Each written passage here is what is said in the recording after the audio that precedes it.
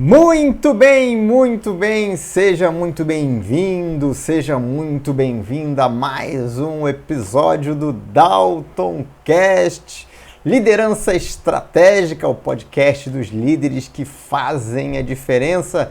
Este é o episódio número 58 e hoje nós vamos falar sobre Elon Musk e o choque cultural no Twitter. Lições para você aplicar no seu negócio. Que lições essa história conta, né? Tá todo mundo falando aí sobre as repercussões de tudo que está acontecendo lá no Twitter depois da compra pelo Elon Musk, e a gente sempre pode tirar lições importantes dessas coisas, né? Eu costumo dizer que é melhor aprender com os erros dos outros, né? Um erro é uma oportunidade de aprendizado. Se for através dos erros dos outros, é melhor ainda. Bom, mas antes da gente começar, roda a vinheta.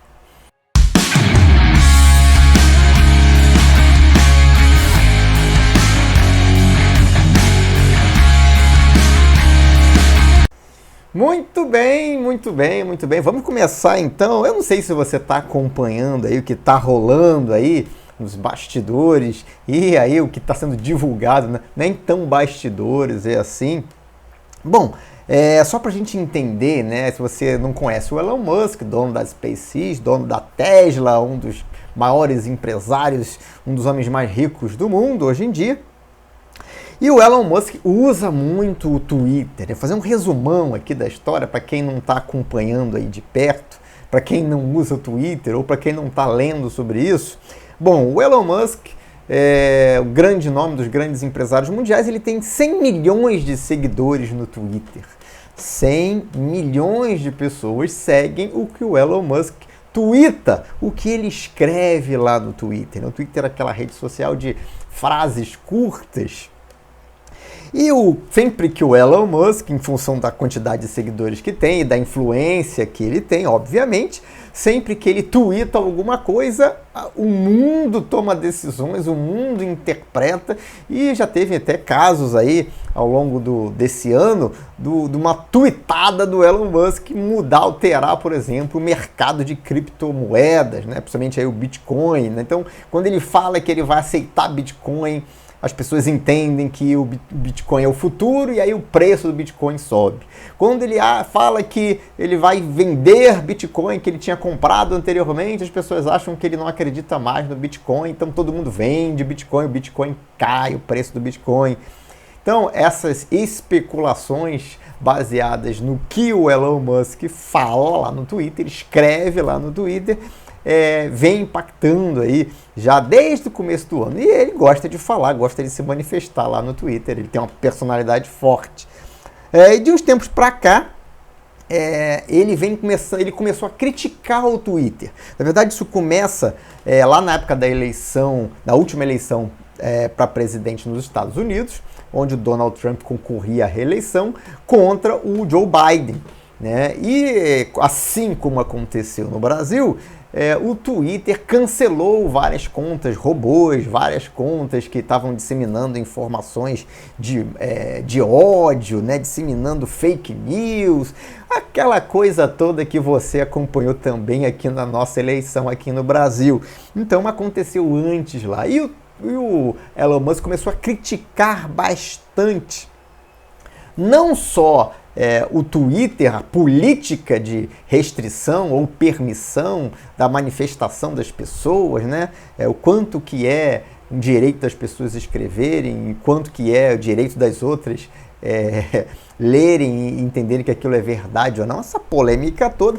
Ele não só começou a criticar essa questão no Twitter, como começou a criticar o próprio Twitter, né? O próprio business Twitter, o próprio Twitter como empresa. À época, o Twitter era uma empresa de capital aberta, ações negociadas e, obviamente, impactos ali em tudo que o Elon Musk falava. Ele criticava o modelo de negócio, dizendo que não era um modelo de lucratividade, não gerava lucro, que o Twitter seguia muitos anos dando prejuízo. Então ele criticava muito o modelo de negócio do Twitter, que é uma rede social como várias outras, né? Instagram, Facebook, TikTok e tudo mais. E aí, aquele negócio, né? Você vai ficar só criticando ou vai fazer alguma coisa, né? E o Elon Musk, então, decidiu que ele ia comprar o Twitter. Então ele fez uma oferta, né, uma oferta pública de compra, né? Lembrando que é uma empresa de capital aberto, então você tem que fazer uma oferta pública e a maior parte dos acionistas ali aceitando essa oferta, eles vendem e aí tem algumas cláusulas que obrigam, né, dão direitos aos minoritários de venderem também, já que vão deixar de ter voz ativa e tudo mais.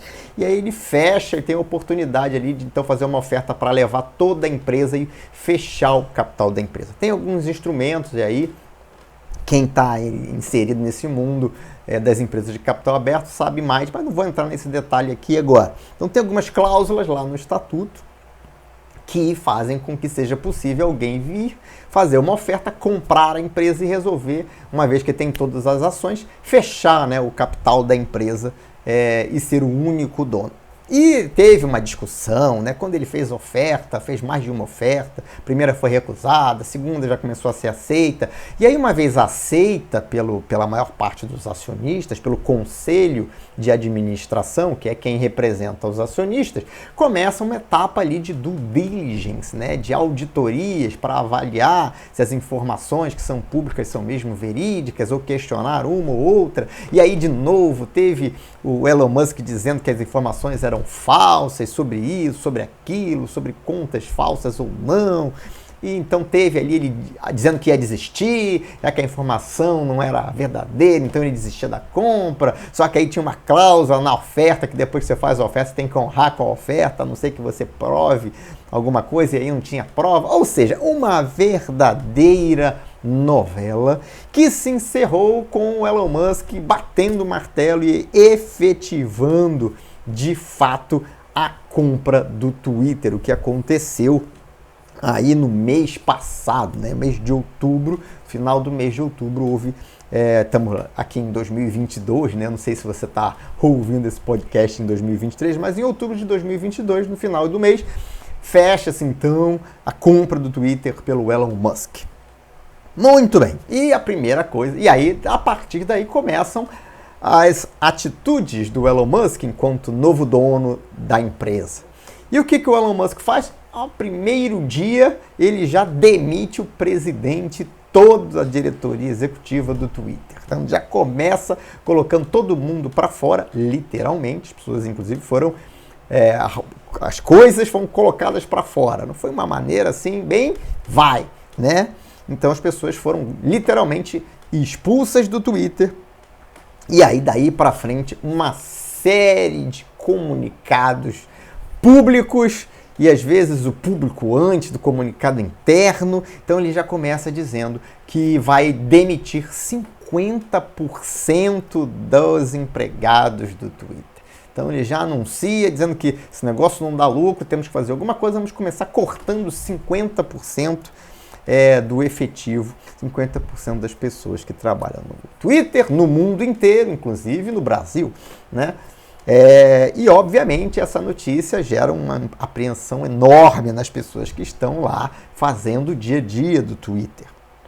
Muito bem. E aí, entre essas comunicações aí para a mídia e fazendo comunicações internas, mas do tipo assim... E aí, obviamente, ele decide reativar algumas contas, decidiu reativar a conta do Donald Trump que tinha sido cancelada, mas o Donald Trump falou que não queria saber de Twitter, que para ele não fazia a menor diferença. Então, começou a mudar algumas coisas, mas isso aí, o que ele faz em termos de Twitter propriamente dito, não é o que gera o grande problema. O que gera o grande problema em todo esse processo é a forma e o conteúdo que ele fala para os empregados do Twitter. Então, começa o envio de e-mails, né, mensagens por e-mail para todos os funcionários, primeiro dizendo que o futuro será um tempo difícil. Né? Vem tempos difíceis por aí, vai ter muita dificuldade, preparem-se que o famoso o gato subiu no telhado. Né? Então, o negócio não vai ser bom. Primeiro comunicado, já para deixar todo mundo feliz, né? Você imagina, primeiro você diz que vai mandar todo mundo embora, depois você diz que vem um furacão pela frente, uma tempestade pela frente. E aí, na sequência, envia um outro e-mail, uma outra mensagem, dizendo mais ou menos assim, né? Você pode procurar o conteúdo depois. Mais ou menos assim. O negócio é o seguinte: agora aqui no Twitter, vocês vão ter que trabalhar muito duro, esquece negócio de final de semana, esquece negócio de feriado, vocês vão ter que ralar mesmo, vai ser osso duro de roer aqui, e quem não quiser entrar nesse ritmo de trabalho para a gente virar o resultado dessa companhia, pode pedir as contas. Quem quiser, não tiver a fim de dar duro, de dar o sangue pela empresa, pode ir embora. E aí um monte de gente resolve ir embora.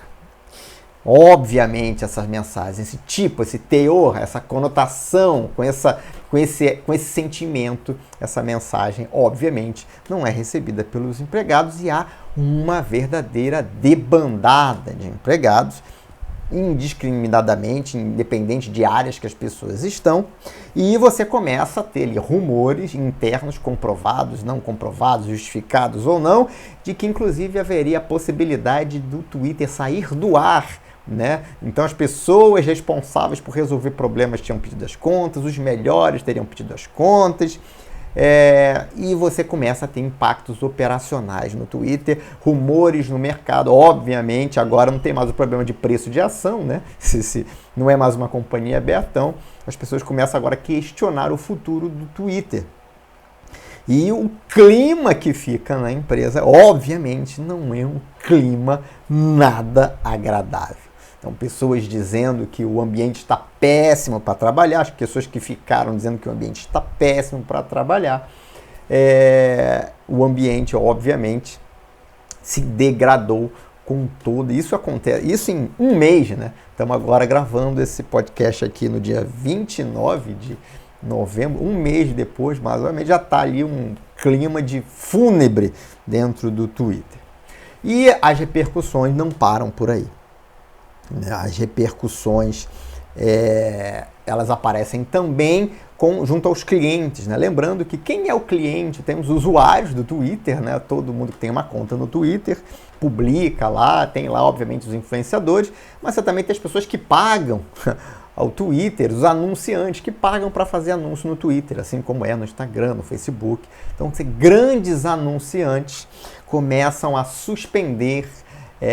Inclusive nessa semana saiu essa informação, uma série de anunciantes suspendem os anúncios no Twitter em função de tudo que está acontecendo, né? Então, anunciantes importantes, grandes empresas de mídia, né, de marketing, na verdade, nos Estados Unidos, informando que estão suspendendo os seus anúncios, empresas pelas quais grandes empresas do mundo, grandes marcas anunciam que usam o Twitter como uma das mídias, né, de divulgação de produtos e serviços. Então, essas agências de marketing anunciando que estão suspendendo por falta de informação, ou seja, relatórios que eram recebidos pararam de ser recebidos pelos clientes.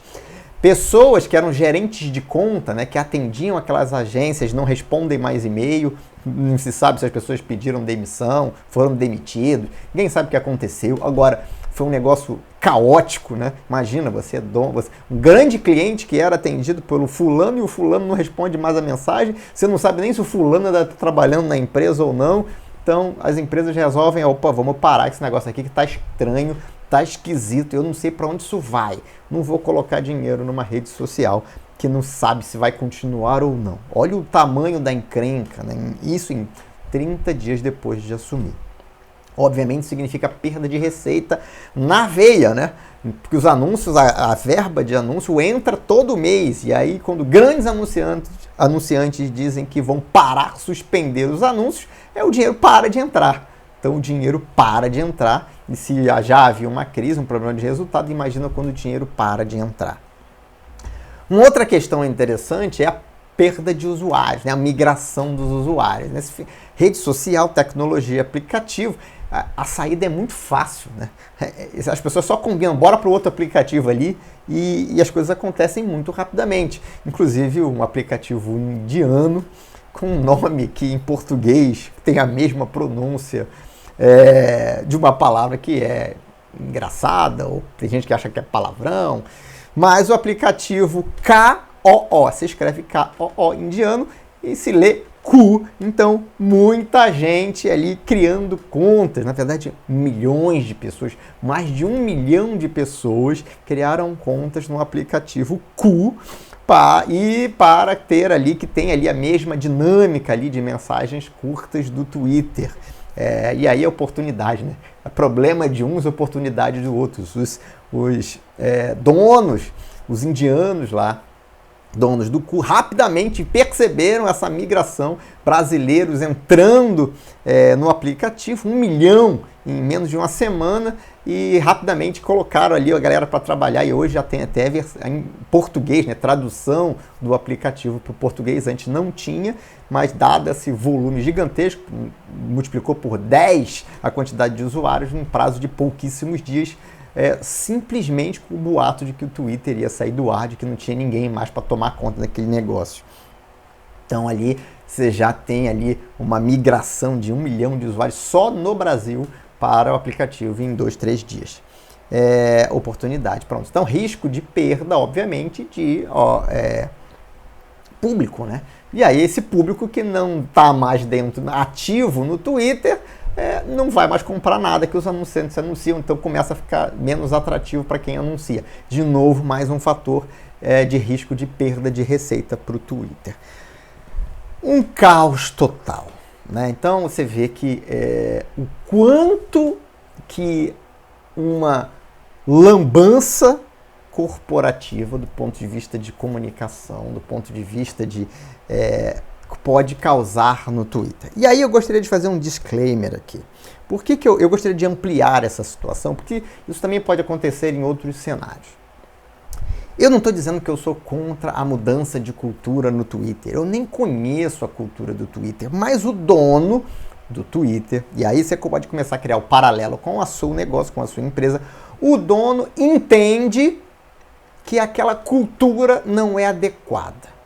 Que a forma como o negócio está sendo conduzido há alguns anos, desde a criação do Twitter, não é adequada. E que ele quer fazer diferente. E como dono da empresa, ele pode e deve fazer o que ele acredita, né? O problema a empresa já existe. As pessoas já estão lá. Já existe uma cultura. Então, quando você tem ali a compra de um negócio por uma outra pessoa, você tem ali um choque cultural que é natural. Então isso vai acontecer em qualquer compra de empresa, em qualquer operação de M&A ali, isso tem um risco grande de acontecer. E aí, como você já entendeu ali algumas das consequências, você já entendeu que você precisa ficar antenado com esse negócio, porque isso pode acontecer em qualquer compra de empresa, ou mudança, ou saída de um sócio, mudança do quadro societário, a entrada de um sócio novo, com um pensamento novo. Então isso acontece.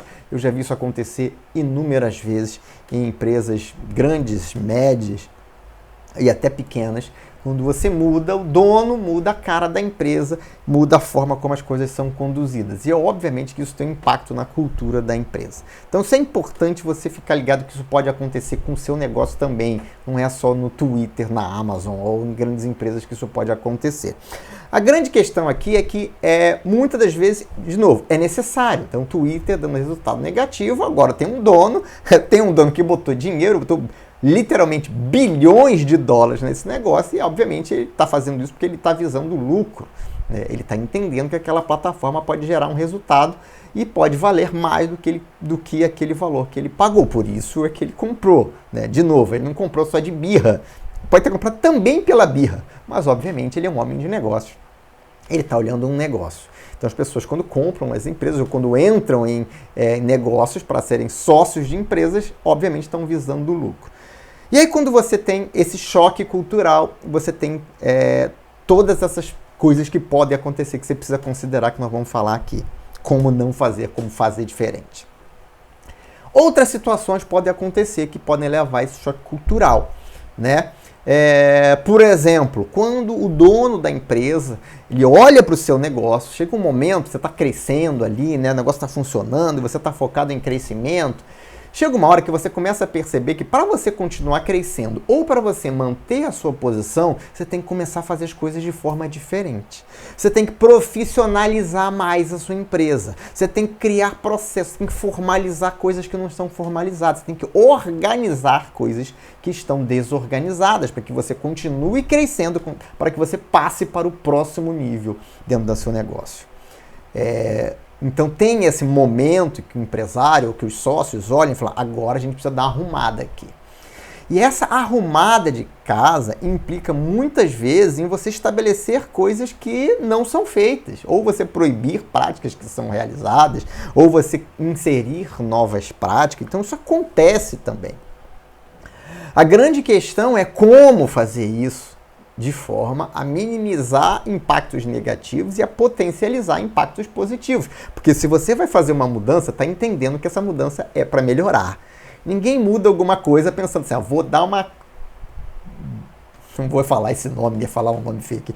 Vou dar uma bagunçada na empresa aqui agora, vou fazer uma mudança só para bagunçada, só para piorar o resultado. Então ninguém vai fazer um negócio desse, né? As pessoas fazem as mudanças visando melhoria do resultado, melhoria dos processos e tudo mais. E neste momento você pode estar aplicando também o choque, porque as pessoas não estão acostumadas com a bagunça, estão acostumadas com o caos, estão acostumadas com a falta de regras, ou com regras diferentes. Então, isso também pode levar a um choque cultural. Então, isso também acontece quando o empresário decide fazer um upgrade na empresa dele, mudar para uma outra versão ali a forma como as coisas acontecem. Então isso também pode ser uma realidade para você. E talvez você já esteja vivendo esse momento, talvez você esteja me ouvindo aqui e pensando, será que é o momento de eu estar arrumada na minha empresa para crescer muito mais? Pode ser que esse seja o momento. Se isso está gerando essa reflexão, já valeu a pena você ouvir. Eu nem falei ainda de como você fazer ou de como você lidar com as mudanças culturais. Já pode ser que você já tenha tido um insight aí de, nossa, eu tenho que olhar para a minha empresa de forma mais estratégica, pensando mais no longo prazo. Sair um pouco da visão operacional e olhar um pouco mais estrategicamente. Então, como é que eu faço isso? Qual é a melhor forma de fazer isso? Não é fazendo da forma Elon Musk. Não? Então já entendeu que da forma como ele fez, não funciona. Da forma como ele fez, gera problema, gera ruído, e aí vai ter sim piora no resultado. Né? Então o que você pode aprender como não fazer? Primeiro, comunicação. Quais foram os erros, né, do Elon Musk? Não sou só o que estou dizendo, né? Tem um monte de gente que entende do negócio que também está dizendo coisas muito parecidas. Primeiro, comunicação com zero empatia. Eu vou ser mais direto, você sabe, quando você conhece aqui o Dalton Cast, eu vou falar logo de forma mais direta. Comunicação sem empatia. Então você manda um e-mail sem pensar muito no que você está escrevendo e meio que as interpretações foram assim... E como assim ele está dizendo que agora nós vamos trabalhar muito? Mas eu já trabalho muito. Já tinha gente que estava trabalhando 60 horas por semana. Ou mais. Como é que está dizendo que agora vai ser diferente, nós vamos trabalhar duro? Está dizendo que eu estou de sacanagem aqui? De novo, aí a gente começa a falar. É a interpretação que as pessoas vão ter em função da mensagem, da comunicação mal feita. Né? Então, quando você faz uma comunicação mal feita, se a intenção dele era dizer para a galera que agora eles vão ter que se esforçar mais, o resultado foi exatamente o contrário. Ou seja, foi um efeito contrário ao desejado, porque a mensagem foi mal feita. Uma outra questão, quebra da confiança. O pensamento esse cara que entrou aí, esse dono, tá cagando para as pessoas. Agora acabei falando, né? Mas tudo bem, tem que falar mesmo, português, claro. Esse cara tá cagando para as pessoas, por que eu vou dedicar a minha vida, a minha energia, a minha sabedoria, o meu conhecimento para trabalhar para esse cara? Não, você tem uma quebra de confiança ali. Você tem a falta de reconhecimento, né? Então, como assim, né? Tá dizendo que eu não tô trabalhando, que eu não tô fazendo nada? Tá dizendo que a gente vai mandar metade das pessoas embora e vai continuar funcionando normalmente, significa que ele tá achando que tem metade das pessoas aqui que não fazem nada, né? Porque, lembra, a informação de que ia demitir 50% das pessoas foi assim que ele comprou. Ele tinha conhecimento pouquíssimo conhecimento sobre o dia a dia da empresa. Obviamente, ele olhou os números, os relatórios contábeis. Mas você sabe que você não pode analisar uma empresa só olhando os números contábeis. Isso é uma loucura. E você pode ter uma vaga impressão. Você tomar uma decisão numérica, não, 50% vou mandar embora, temeroso. Então você quebra ali a confiança e gera ali a questão da falta de reconhecimento. Você está achando que a gente está de sacanagem aqui. E aí uma coisa que aconteceu de fato, né? Quando você tem esse tipo de atitude, você já está dizendo como vai ser para frente. A pessoa já começou a projetar, né? Cada funcionário que recebeu aquela mensagem começou a projetar como seria a vida dele dali para frente. Eu tenho um chefe agora que não acredita em mim, que acha que nós estamos aqui de sacanagem, que acha que não estão fazendo nada e que não valoriza o meu trabalho. O que as pessoas fazem? Pedem as contas. Lembrando que as pessoas pedem demissão do chefe. As pessoas não pedem demissão da empresa, as pessoas pedem demissão do chefe. A visão que as pessoas têm da empresa passa necessariamente pelo seu líder. E quando você está falando do presidente, é o seu líder máximo. Presidente e dono da empresa, não é nem o presidente de uma empresa de capital aberto, é dono. Então, se o dono acha isso, mano, e o que eu vou ficar fazendo aqui? Então, muita gente começa a pedir as contas. Esse choque cultural, geralmente, ele gera já naturalmente um risco de perda de pertencimento, né? Tipo assim, não é essa empresa, não é nesta empresa que eu trabalhei nos últimos 1, 2, 3, 5, 10, 15 anos.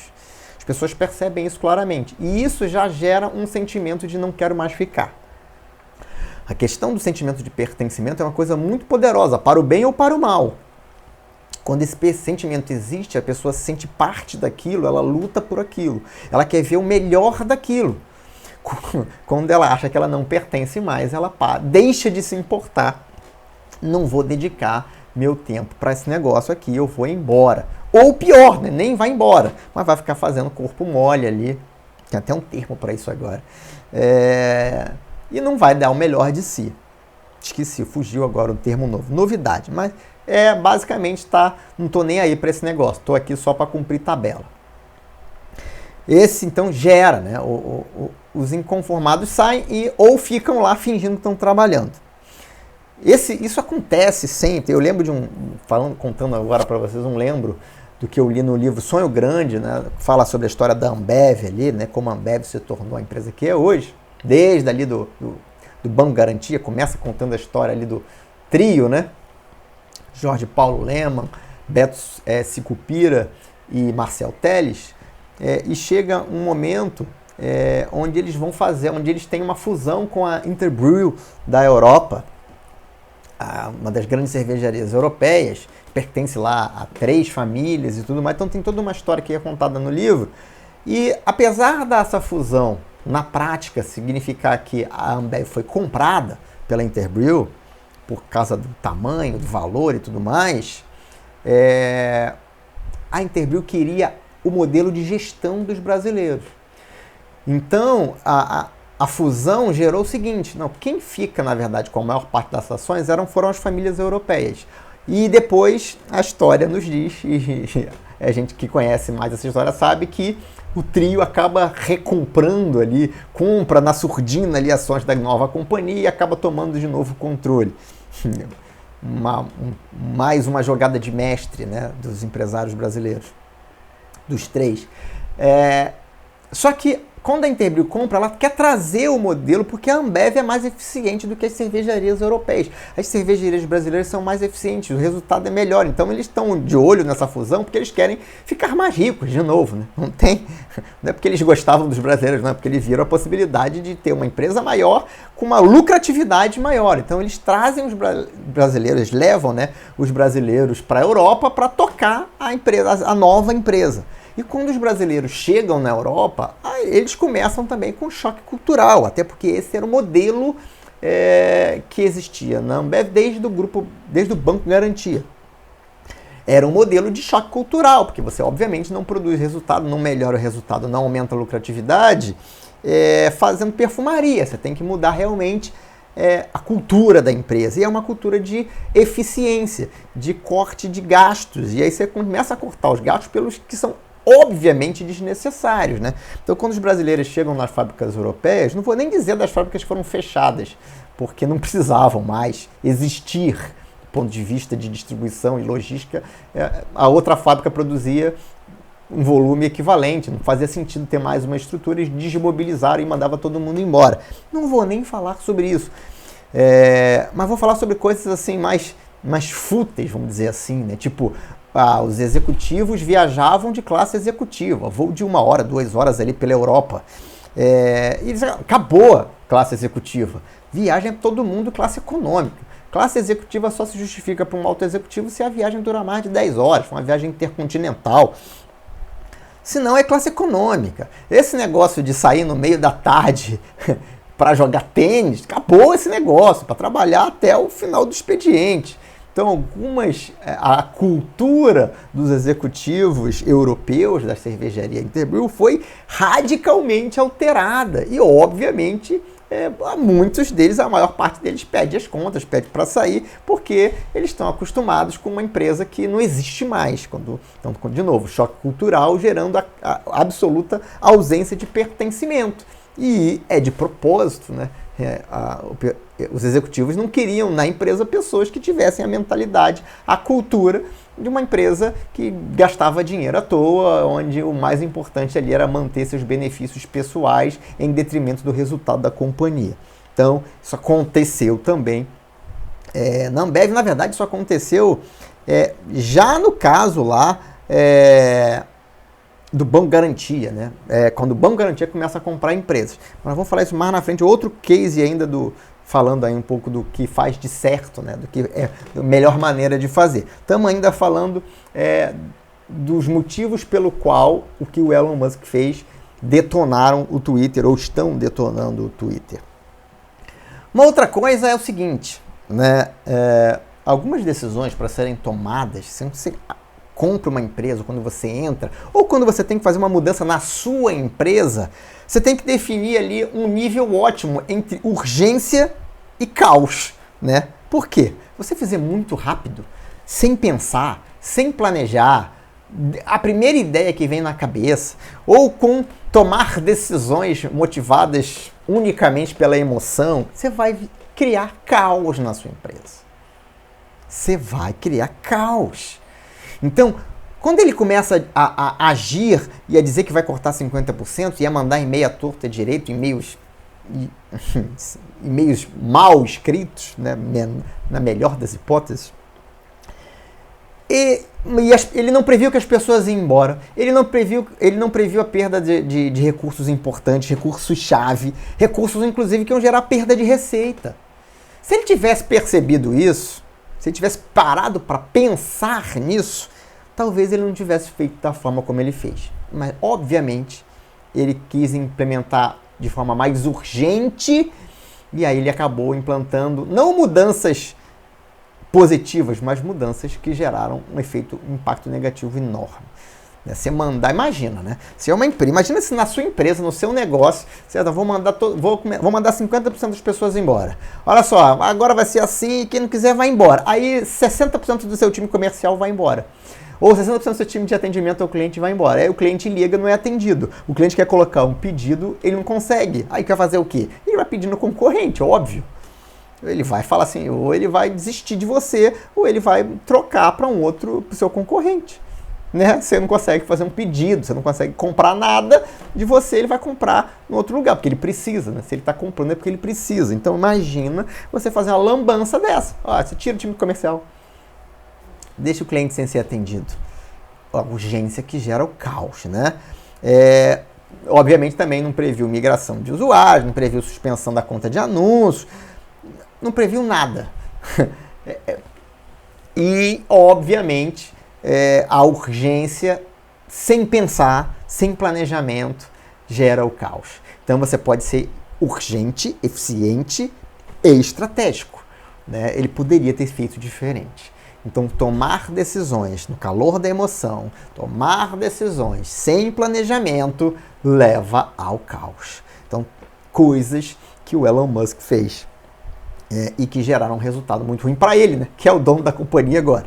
Ele está prejudicando a ele mesmo. E você, obviamente, não vai querer fazer isso no seu negócio.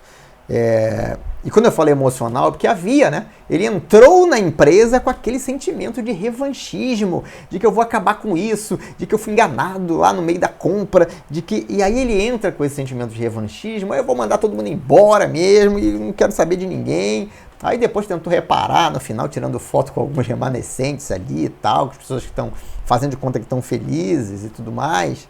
E pode até estarem mesmo felizes, outras só não conseguiram arrumar uma saída ainda, ou tinha muito boleto para pagar, não pedi as contas agora não, deixa eu arrumar aqui na surdina, né? Ou vou ficar aqui enrolando, mas vou ficar tirando foto com um sorriso no rosto.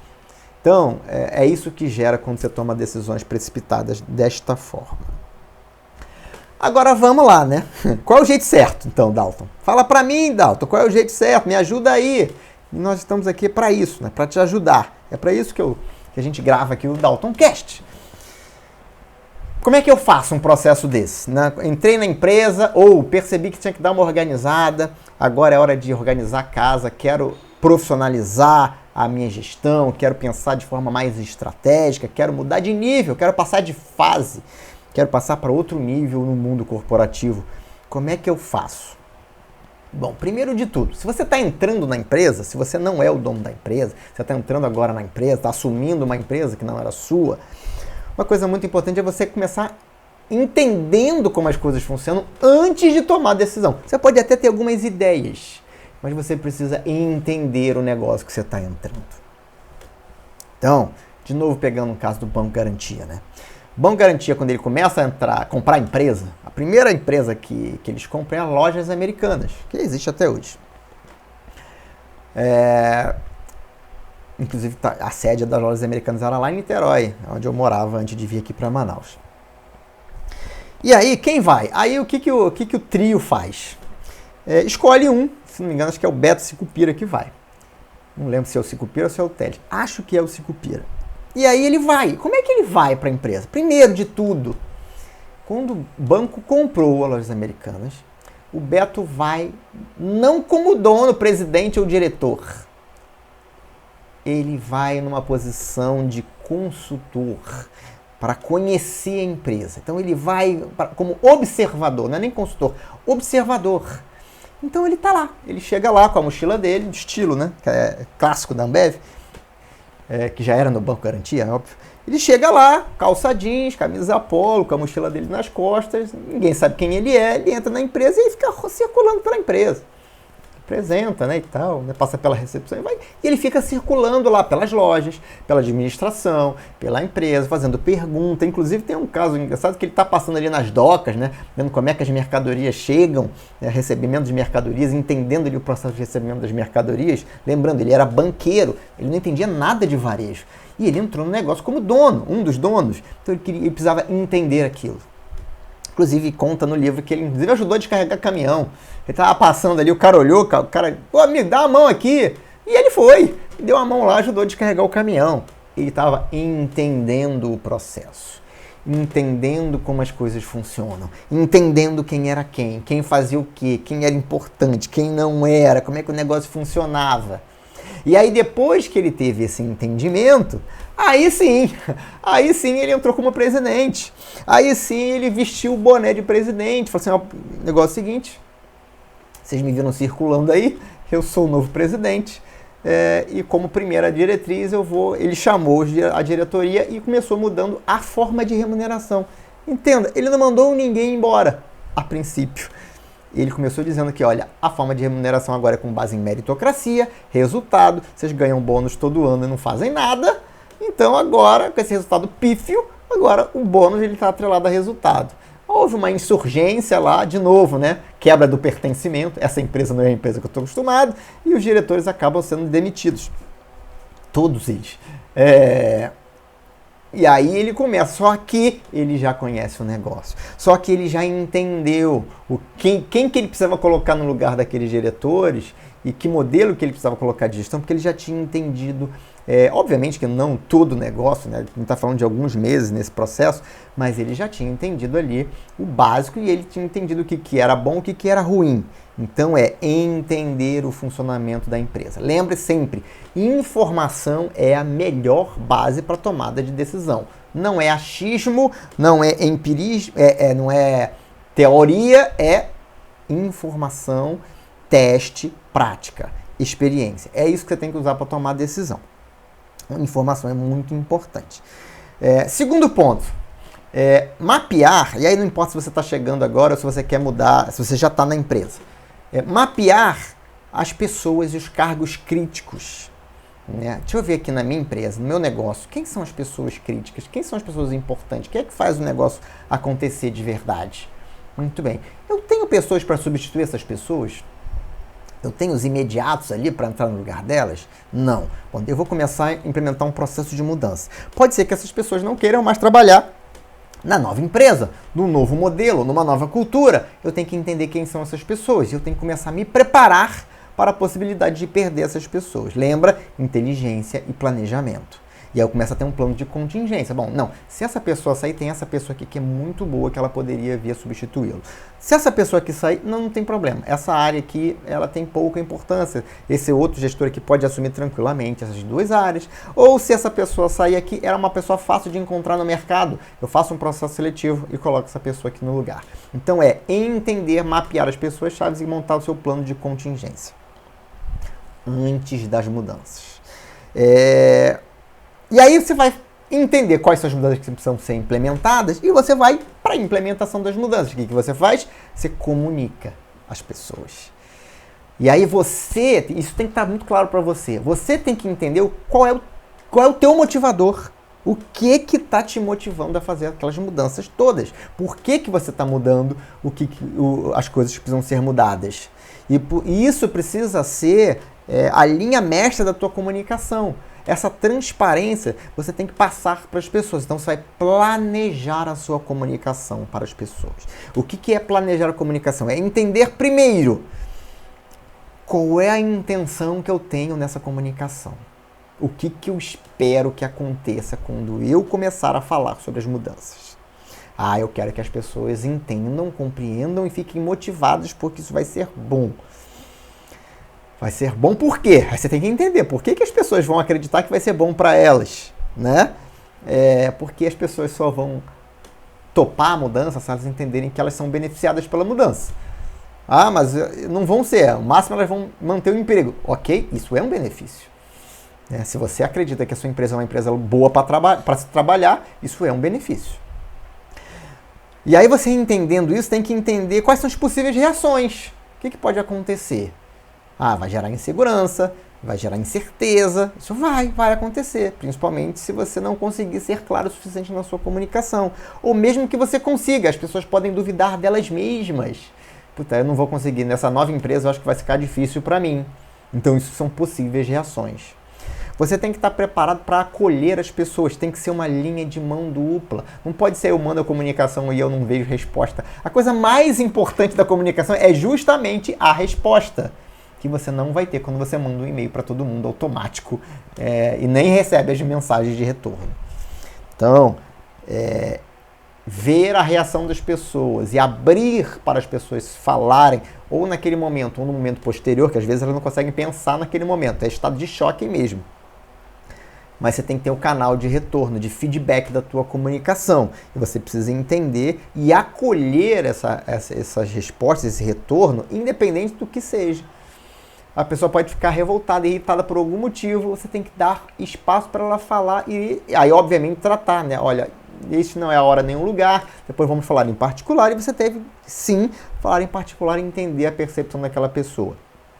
E, de novo, a sua capacidade de comunicação tem que ser suficiente para reverter aquilo ou para dar liberdade para a pessoa não permanecer.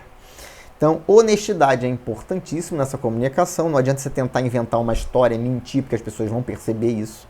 O balelômetro das pessoas funciona. Então, não engane as pessoas, seja honesto e transparente. E esteja num estado emocional adequado, né? De novo, estado propositivo de mudança. Tem que ser um estado positivo. né? Mas você esteja apreensivo com a comunicação, você tem que, de novo, você tem que acreditar que você está fazendo o melhor pela empresa e pelas pessoas que vão ficar na empresa. Então, seu estado emocional tem que ser adequado nesse processo de comunicação.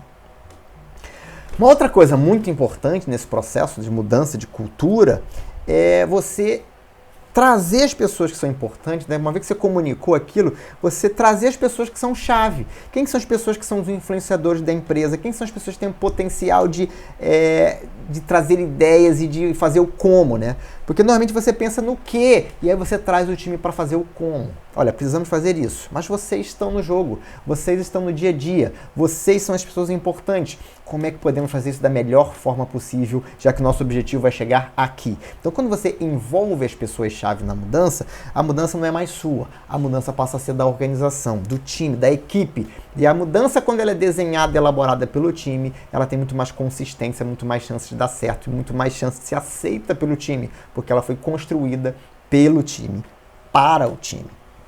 Então, traz as pessoas que são importantes para participar desse processo de desenhar como a mudança vai acontecer. Uma outra coisa importante é que, às vezes, você precisa trazer pessoas novas para o jogo. Você tem que pensar, às vezes, pessoas que pensam como você, que já pensam como você, que você não tem que convencer. Pessoas que com quem você já trabalhou em outros lugares, você confia naquela pessoa e acha que ela é a pessoa certa. Às vezes, é preciso dar uma oxigenada na empresa. E aí você traz essas pessoas para trabalhar de forma colaborativa e aí você faz um bem bolado ali, você une aquelas pessoas novas com as pessoas-chave que já estão e aí você traz essa oportunidade de dar nova visão, trazer novos ares para essa discussão do como vai elaborar, como vai construir aquele processo daquela nova cultura.